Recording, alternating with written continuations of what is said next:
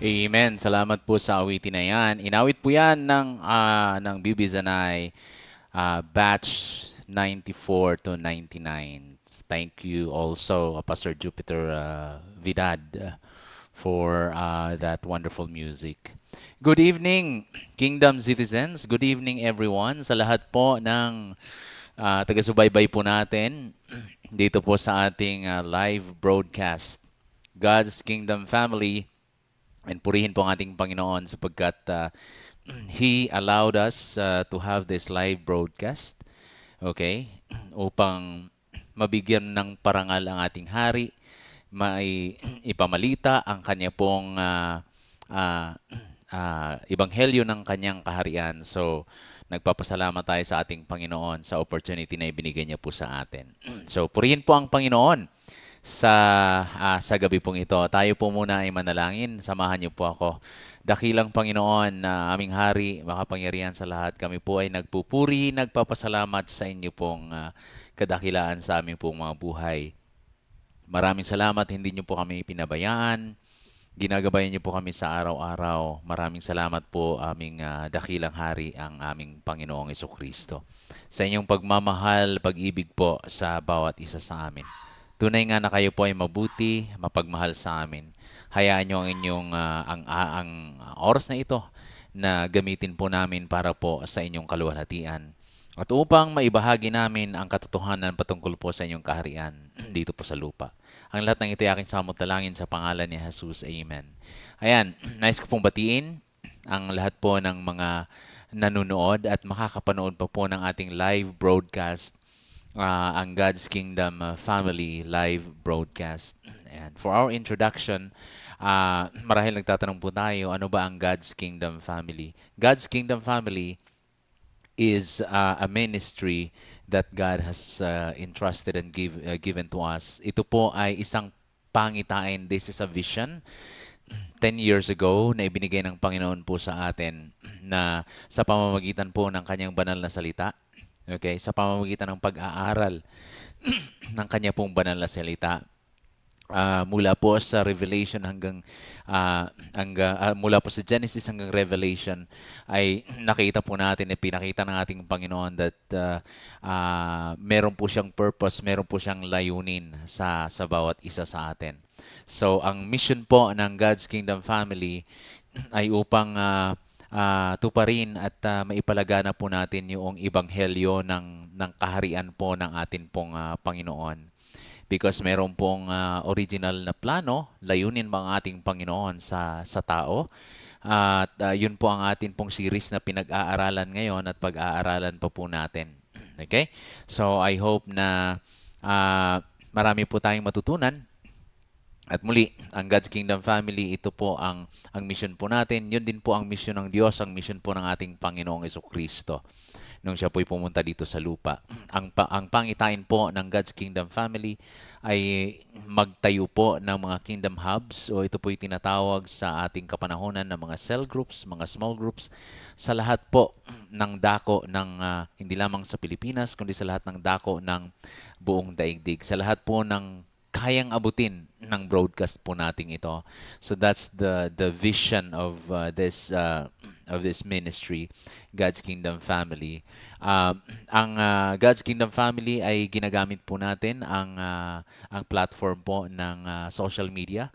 So ito pong mensahe dito, ito pong pag-aaral po natin, ito pong broadcast po natin ay atin po itong i-upload din sa atin pong YouTube channel, and we are praying to have lahat po ng social media ay gagamitin po natin para po para po ma-reach out po natin ang buong mundo, kasi ito naman po ang layunin ng atin Panginoon sa atin, na tayo po ay humayo sa lahat ng mga bansa. Like ko po nga pong sinasabi that if there's there was an internet before during the time of Jesus Christ, the time of the Apostle Paul, the time of the Apostle, most probably ay ginagamit po nila itong internet. So naniniwala po ako that uh, ang method ay maaaring magbago, mag-change. The only thing that will never change is the message, which is the gospel of the kingdom. Maaari nating gamitin ang lahat ng kapamaraanan para mai-preach po ang gospel of the kingdom. Muli, yan po ito po ang God's Kingdom Family. Bakit po God's Kingdom Family? Because naniniwala po tayo na ang Diyos ay kumikilos sa bawat family, kagaya ng ginawa niya po sa buhay ng mga pamilya ng mga patriarchs in the Old Testament, and ganun din po sa panahon po ng biyaya, sa ating kapanahonan, we are the family of God. We are the family of God, belongs to His kingdom. The church is the family of God. The church is the modern Israel of God. We are the ears of Abraham, according to the Apostle Paul. Tayo po ay mga ang pamilya, spiritual family of Abraham. Alright, so yun po ang God's Kingdom Family, and we are kaakibat po ng vision ng pangitain ng God's Kingdom Family, kagaya ng sinabi ko kanina, is to establish a small group or kingdom hub in every areas of the world. Okay, so we are on that stage right now. We are looking for a leader in the household to start to be a leader, to be a kingdom ambassador. Iti-train po natin 'yan hanggang sa magkaroon po tayo ng mga kingdom hubs that willing to use by the King Jesus Christ para po ma-reach out ang community saan man tayo nandoon, nasa abroad man tayo. So, kung tayo po ay walang mga, hindi po ibig sabihin na hindi na po tayo naniniwala sa physical church. We still believe in a physical church because that is a blessing of the Lord.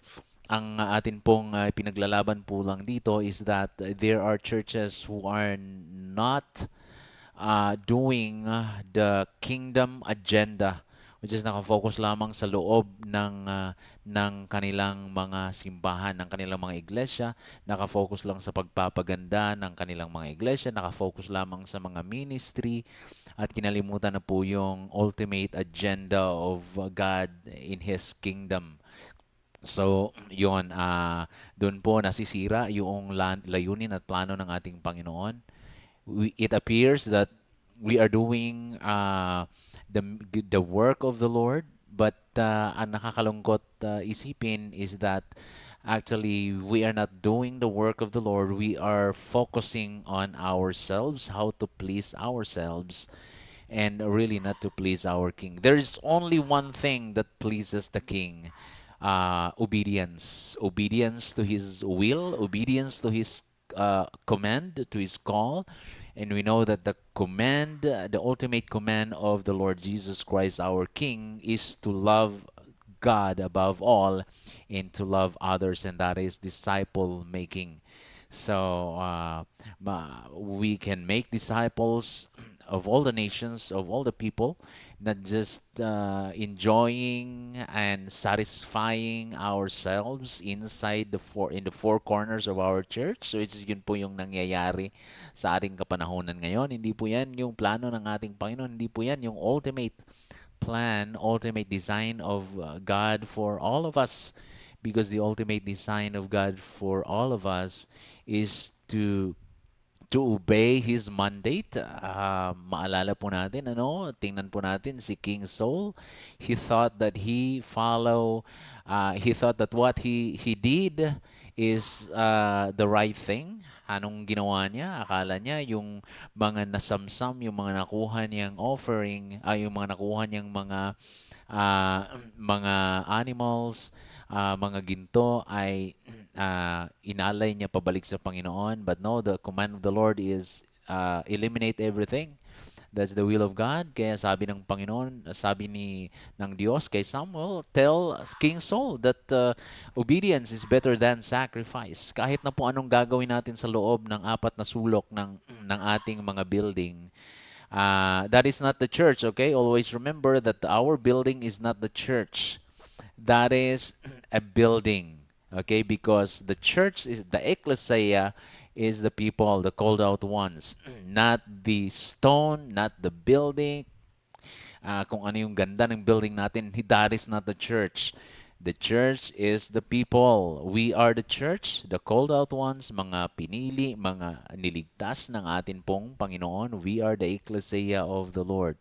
Therefore, wherever we are, saan man tayo nandun, sa mga tahanan po natin, sa mga trabaho po natin, we are the ecclesia of the Lord. So that's a reminder and also the introduction of who we are, sino po ang ano po at sino po ang God's Kingdom family.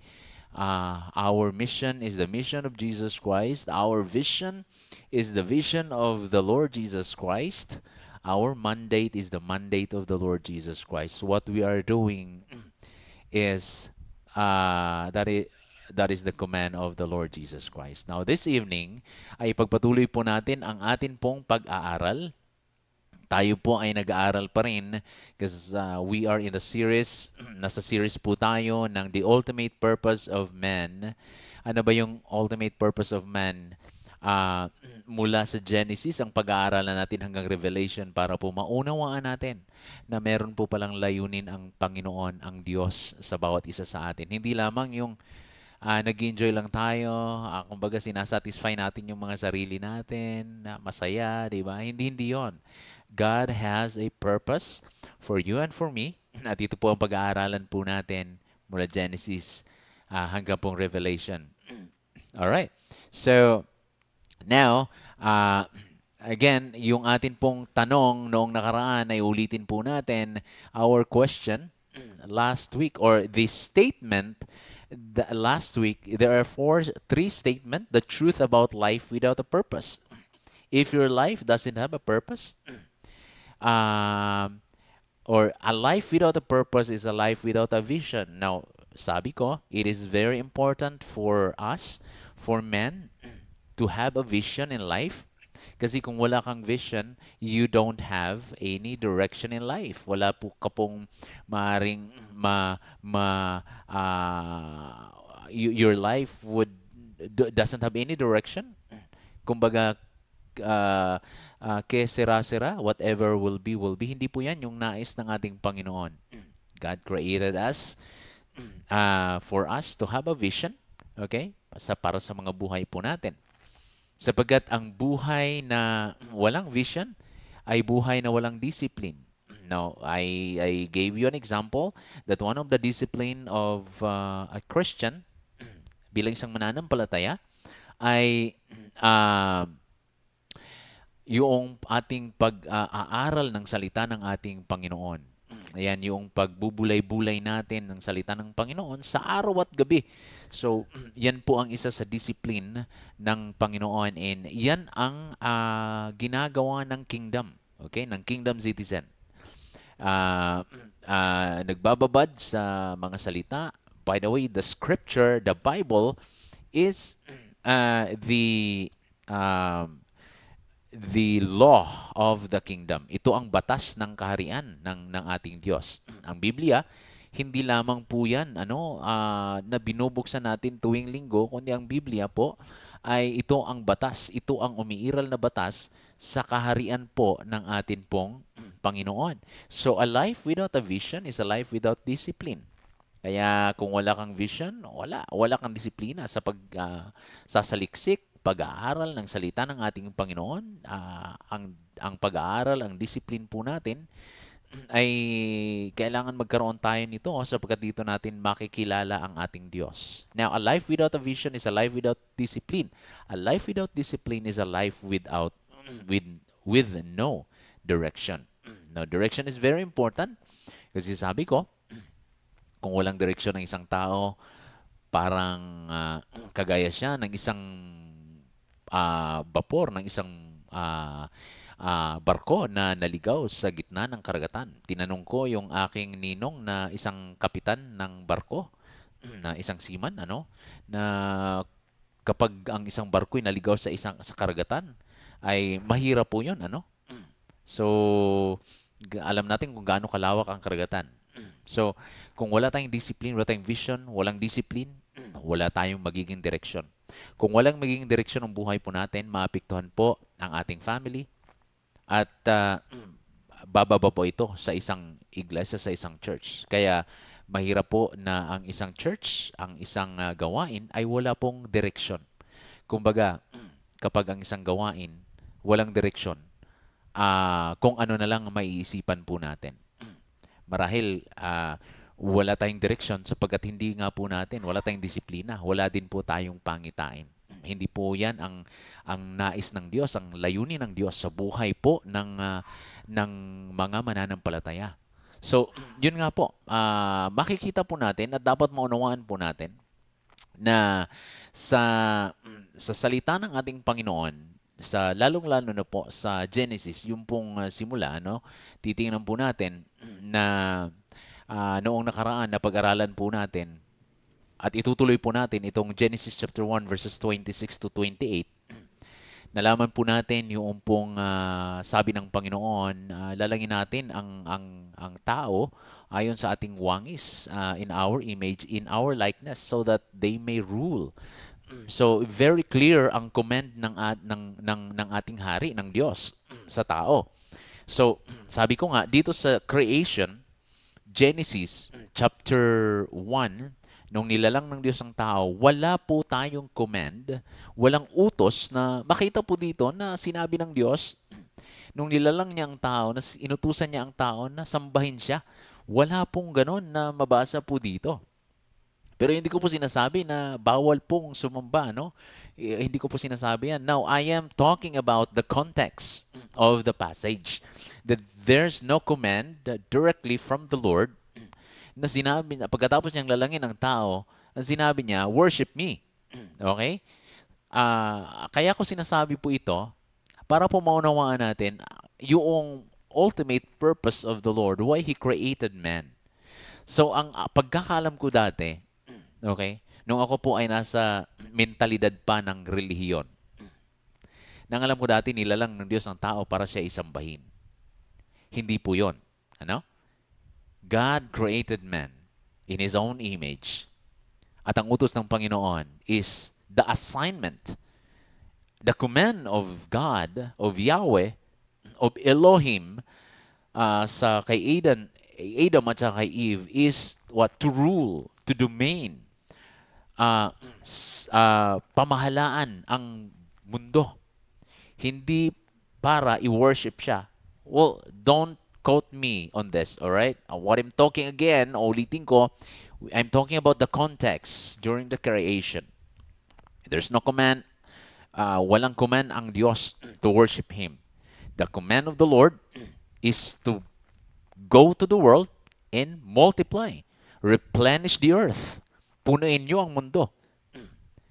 And sapagkat yun ang nais ng Diyos is ang nais niya sa tao ay ang tao ay pamahalaan ang lahat, all the lives, all the birds in the sky, over the livestock, wild animals, all the creatures that move along the ground. Tingnan po yan sa verse 26. Ano? And then in verse 27, so God created mankind in His own image. In the image of God, He created them, male and female. He created them. So walang sinabi po dyan, ano, na lalaki at babae lang ang nilalang ng ating Diyos. Nilalang niya. He created them. Okay? Very clear po yan. And then sabi ko nga po nung nakaraan, the image of the Lord ay hindi po yan yung physical image na nakikita po natin. Wala pong physical image ang Diyos because God, He is a spirit. God is a spirit. So, walang physical aspect ang Diyos. God is a spirit. Okay? Hindi po siya nakikita. Yung sabi ko nga nung nakaraan, that the image, ang ibig sabihin po niyan, the image there is yung mga katangian ng ating Diyos. Nag-example nga po tayo, mapagmahal ang Diyos, ganun din meron ng tao. God is merciful. Merciful din po tayo. We are rational being. Okay? So, yun po. Ano? And then, in verse 28, God, sabi po dito, God blessed them and said to them, be fruitful, increase in number, fill the earth, subdue it. Rule over, inulit na naman po dito, rule over the fish in the sea and the birds in the sky and over every living creature that move on the ground. Now, ito po yung sinasabi ko, ano, na yung command dito, the Lord blessed them and said to them, be fruitful and increase in number. So the very command of God here is not to worship Him. Okay? The very command of God is to be fruitful and increase in number. Fill the earth. Now, mapag-aaralan po natin itong mga salitang ito, kasi uulit-ulitin ito ng Diyos doon po sa family ng mga patriarchs, kagaya na Noah, kagaya nila Abraham, kagaya nila Isaac, ni Jacob. So, uulitin ito, be fruitful, increase in number, fill the earth. At ito pong mga utos na ito ng Diyos ay inulit niya noong ang Panginoong Hesus nandito at si Jesus Christ mismo ang nagsabi noon. Di ba? Go and make disciples of all the nations. Acts 1:8. You will be my witnesses in Judea, Samaria, and to the uttermost part of the earth. Because again, ang ultimate purpose ng Diyos sa tao ay para pamahalaan natin ang buong mundo, punuin po natin ang buong mundo ng kanyang image, the image of God. Na kung hindi ito maunawaan ng mananampalataya, wala siyang gagawin sa kanyang buhay. Okay? Siguro ang isang mananampalataya ay okay na sa kanya na nakapagsimba na ako. Mayroon akong ministry. Tumutugtog ako sa music team. Nasa choir ako. Okay? Nagtuturo ako ng Sunday school. Okay na yun. No, that is not the purpose, the ultimate purpose of God for you. Hindi mo na-fulfill, hindi po natin na-fulfill yung ultimate purpose of God. Sapagkat ang ultimate purpose of God is really for us to domain the whole world of His image. Paano natin gagawin yon? Di ba? Kung tayo ay nasa loob lang ng ating simbahan. Kung tayo ay nandun lang at komportable tayo, malamig ang aircon natin, maganda yung upuan po natin, ah, paglinggo, nagsisimba tayo, nakikinig tayo ng preaching ng ating pastor, at pagkatapos uwi na tayo. So, wala, hindi natin na ma-fulfill ang purpose ng Diyos sa buhay po natin. Because tandaan po natin, napakaliwanag po dito ang sinabi po ng ating Panginoong Hesus Kristo, ng ating ni Elohim, ni God, ni Yahweh. Be fruitful, that's the command. God bless them. Okay? So basically, ang tao ay blessed ng ating Panginoon. Itong salitang God bless them, uulit-ulitin din po ito ng Diyos doon po sa mga family ng patriarchs. Simula kay Noah. And then, yung be fruitful and increase in number, inuulit pa rin yan ng Diyos doon sa mga patriarchs. Simula kay Noah. Again, that's the purpose of the Lord for us to domain, to rule over the world, to rule the earth. Kaya ang isang Kristiyano, ang atin pong purpose wherever we are, nasa opisina man tayo, saan man tayo nandoon, sa bahay tayo, saan man tayo dalhin ang ating mga paa, go as you go, sabi doon, go and make disciples, and the word go is as you go, saan ka man dalhin, kailangan dala mo ang imahe ng Panginoon, kailangan you need to be fruitful. Dito po yung fruitful na sinasabi ng Panginoon dito ay padamihin yung kanilang lahi sa pamamagitan ng yan nga ng kailangan mga anak ni Eva. Kailangan niyang silang dumami. So sa ating kapanahunan, sa panahon ng biyaya, sa panahon po natin ngayon, yung pong pagdami na nais ng Panginoon ay spiritual multiplication. And how can we multiply if we are not doing the command of the Lord? Kung nakafocus lamang po tayo sa loob ng ating mga simbahan, ng ating mga building. Alright? So, yeah, dapat maunawaan po natin yon. Dapat maunawaan po natin itong mga ito. Kaya nga po, ito, sinisiris po natin, pinag-aaralan po natin. Again, the word rule over, nanggaling po ito, yung salitang domain. To rule over, sa ibang translation po yan is domain. Nanggaling po ito sa Greek na mamlaka. It refers to a kingdom. So we know that the purpose of the kingdom, okay? Ang mga kingdom sila po ay nananakop, okay? Sila po ay nananakop at uh, ang kingdom ay nakikita ang influence ng hari. And we know that our king is no other than the Lord Jesus Christ. Spiritually, sa panahon po natin ngayon, panahon po ng church ng biyaya, ay dapat ang ginagawa po natin sa atin pong mga buhay as a church bilang pong iglesia ay makikita yung influence ng ating hari, ng ating Panginoon. Okay? Kaya I hope and pray na matututo po tayo, magkaroon po tayo ng kingdom mindset, kingdom mentality, at hindi po yung religion mentality. Alam naman po natin, na yun nga po, lagi ko sinasabi na marami sa mga mga simbahan ngayon na hindi nag walang pagkakaroon ng kingdom mentality. Ang meron po sila ay religion mentality. Alam naman po natin yung religion, di ba? Gawin mo to, gawin mo yan, gawin mo to, gawin mo yan. Ganon, So, hindi yon ang nais ng Panginoon. Religion cannot save men. Um, ang reliyon ay gawa lang po yan ng tao. Hindi yan. Si Jesus Christ, He never created religion. Well, in fact, nung siya ay nandito sa lupa, tinutuligsan niya po yung mga religious leaders. Pero bakit po? Bakit? Yan pong tanong sa atin ngayon. Bakit? Marami sa mga churches and mga leaders ay ang kanilang mentalidad ay relihiyon. Di ba? Relihiyon.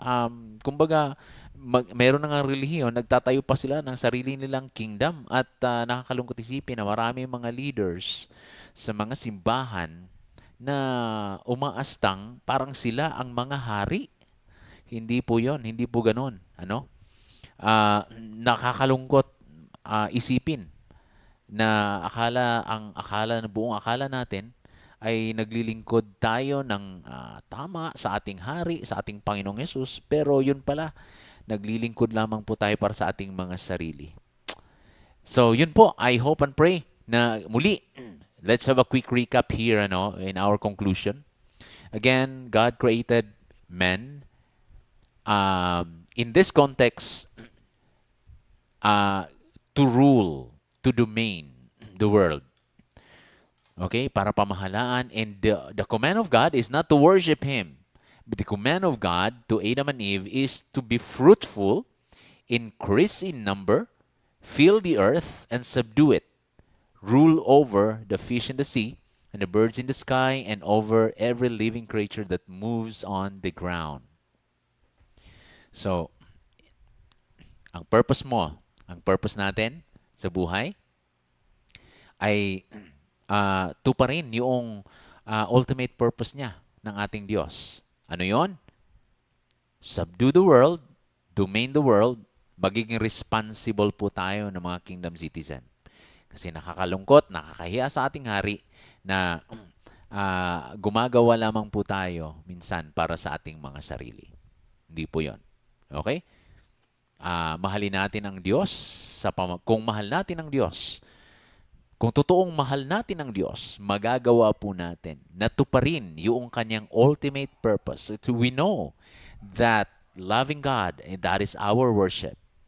And by loving Him alone, matutupad natin, magagawa natin yung kanyang layunin sa atin pong mga buhay. At ano po yon?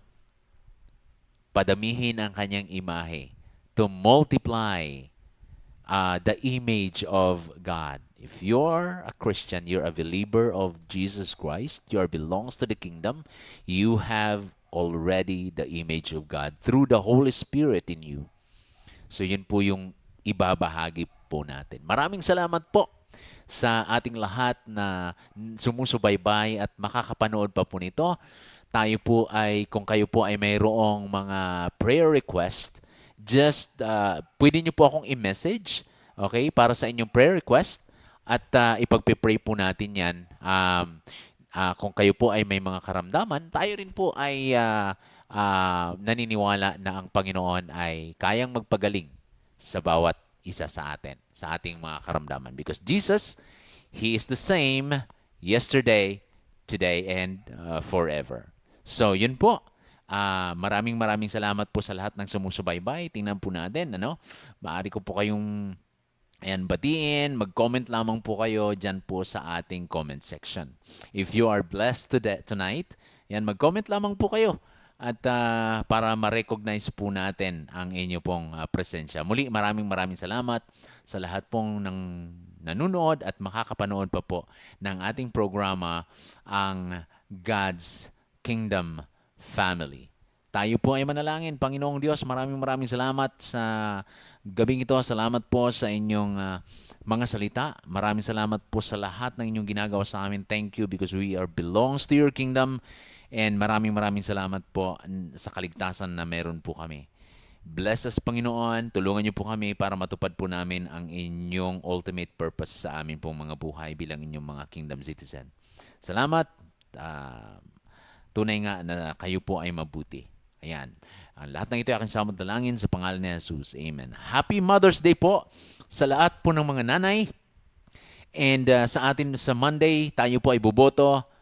Please, piliin po natin yung karapat-dapat mga minamahal kong kapatid, kingdom citizen. Because pag nagkamali po tayo, hindi natin ipinalangin, yung binoto po natin ay hindi karapat-dapat, malaking effect po sa atin yon. Okay? So, ask God for wisdom. Alright? God will give it to you. The King will give it to you. Ask God for wisdom bago po tayo bumoto. Maraming maraming salamat po. Salamat po sa lahat ng sumusubaybay. Please share this video. Okay? I-share nyo po. At yun po ang ating maitutulong nyo po. Please pray for us also. You can be our prayer partners. And then you can also support the ministry. Meron pong link dyan sa baba. Okay? Kung gusto niyo mag-support sa ministry, fill out the link. Kung gusto niyo maging Kingdom Hub, fill out the link also. God bless us all. Again, ito po si Pastor Randolph, ang Kingdom Ambassador ng atin pong Panginoon. Sa Diyos lamang po ang lahat ng papuri. Ako po'y pansamantalang magpapaalam po sa inyo. God bless us all po.